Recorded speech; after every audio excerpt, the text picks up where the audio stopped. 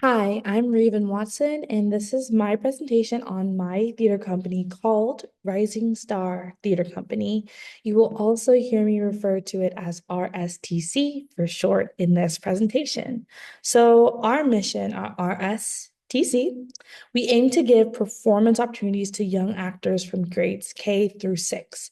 We focus on building the actor as a whole. So, we begin with body movement and voice, character play, and storytelling.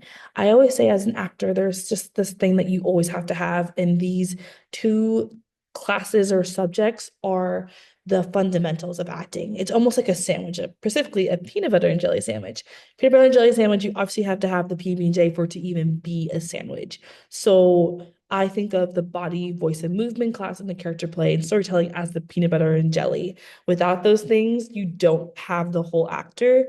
It adds to the whole actor. And as we get into it, we can add different things like blueberries, aka musical theater, or bananas, aka acting performance, or even mangoes, which would be maybe a little silly, but mangoes equals puppetry can add onto your sandwich as long as you have those main things, the peanut butter and jelly. That's kind of what I see as these like main very important classes. You have to have this as an actor. It's very fundamental for your development. So that is our mission here at RSTC. And as we continue on, we now get into our activities. So we have our first, which is voice and body and character play development. So all students take these two classes. They have a choice between these two, but they have to take at least one of them for their first year. Second, we have a choice between musical theater. So if your actor loves to sing, they love to dance, they just love to tell a story through a song, that this class would be perfect for them. Or if you have an actor that loves to perform, that loves to have stage presence and speak clearly on stage, acting performance is for them as well. And you can choose between these two classes. And then lastly, we have our production rehearsal. And this is just time set aside to do our end of year, end of session performance. So each actor will have an assignment, a performance assignment, whether it be musical theater, whether it be acting, a monologue, a scene, puppetry scene. They will have an assignment to do, and this is their time to work on it with theater professionals in the room to help them and guide them through the process. So let's talk about structure and what that looks like at our STC. So first in the morning around 9 a.m., 9:05, we start our group warm up. Every morning we warm up together as a group. Okay, so that's every morning. If you drop off your student early, I suggest that they should do either two of these things. Warm up by themselves, so that means getting their vocal warm up, stretching out their body, doing what they need to do to feel ready, and or looking over their material, so lines, any material that they had to read from the previous sessions. That's what the time is used for. Second, this is around, I believe, 9:20. This is where our first class starts. So they either have the choice of voice and body and character play and storytelling. One of these classes has to be taken. And then number three, after a water break and snack, we have the second class set. So either you choose musical theater or acting performance. And then fourth, and right before dismissal, we have our production rehearsal time where they have the chance to do their assignments with a guided practice experience with a theater industry instructor and me, of course, to assist them. So, sharing at work at RSTC. At RSTC, and also I believe this as well, theater is needs to be accessible. That's just the plain and simple.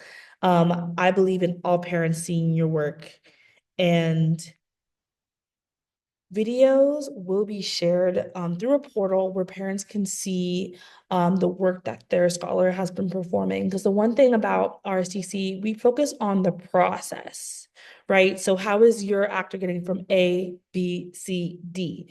D being the final presentation of their performance to when they learned it and how they are progressing and what they are doing in between this progression time. Um, to improve and to get even better at their assigned musical theater song, number, monologue, scene, XYZ, and the exercises that we use to build them up and to have them be the best they can be. Because the one thing about a piece, it's never really done, right? You can feel like it's done, But there's always something else you could add to it throughout time as you're working as an actor, even in the profession.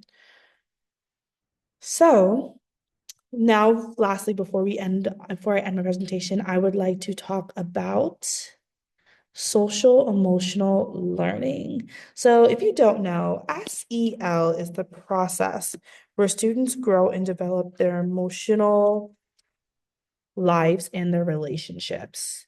And the one thing, this is from the resources that I found so amazingly useful about theater and just the arts in general, actually, SEL is included in all of it. It's like one of those unspoken things, but I think it's amazing to put a title on it and to put a name to it.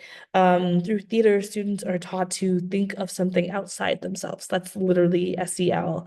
You are thinking as someone else, you are putting yourself in someone's shoes and how it would feel like to be this person in this point in time. And it really helps students manage their emotion and achieve personal and collective goals.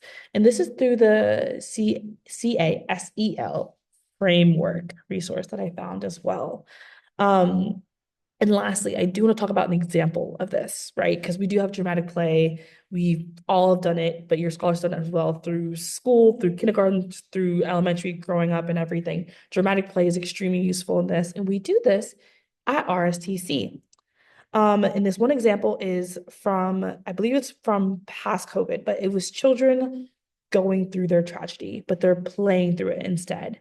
And I find it really useful because one, play is a way for young children slash people, because we just do it as adults as well, to work through their anxiety, their fear, to work through that tragedy. And I think the one thing that's really useful because when you do it that way, when they do it that way, in the moment, they don't have time to really react or think about how they're feeling in a moment of tragedy. It kind of just goes like that. So when we do a dramatic play on something that happened through tragedy, it really helps the student one understand what they went through on a deeper level. It's not surface level, but I think it's definitely more contrast and in depth.